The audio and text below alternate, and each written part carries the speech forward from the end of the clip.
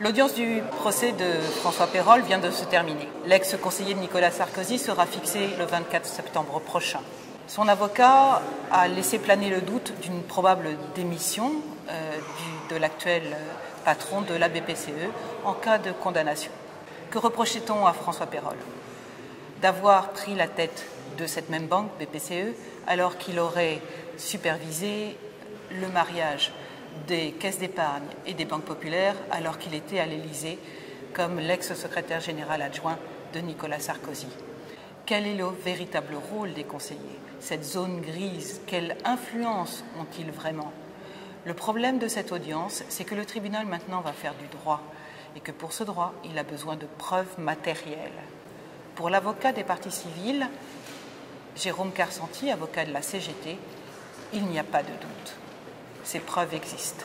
Vous avez vous-même plaidé le caractère politique de ce dossier. En quoi est-il politique? Il pose en réalité le fonctionnement de l'État et le rôle que les élus ou les hauts fonctionnaires doivent avoir au sein de cet État.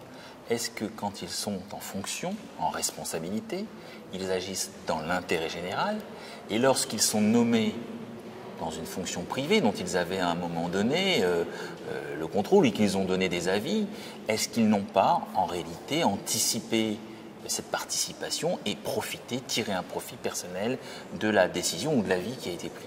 C'est ça la question qui est posée. C'est la question du soupçon, c'est-à-dire l'idée que l'État doit être impartial, doit être tout à fait neutre, doit servir une direction, un intérêt public et non pas servir un intérêt privé. C'est la question qui est au cœur du débat, au cœur de ce procès.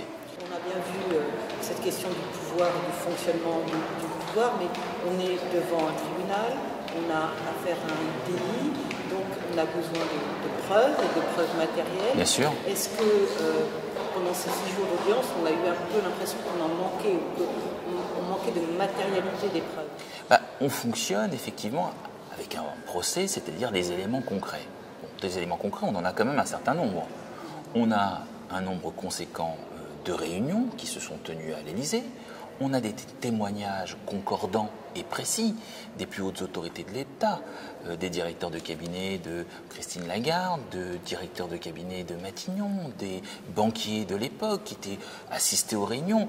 On sait ce qui s'est décidé, de la manière dont ça s'est décidé. Il y a des avis et des notes qui sont celles de M. François Pérolle. Il n'y en a pas 500 000, on est d'accord, il y en a un nombre limité. Mais effectivement, à partir de ces éléments matériels, lorsque par ailleurs on le recontextualise et qu'on, bien évidemment, se repère dans le contexte de la Ve République et des institutions, eh bien effectivement on a tous les éléments, à mon avis, mais c'est la partie civile qui parle, concordants pour dire que l'infraction paraît caractérisée.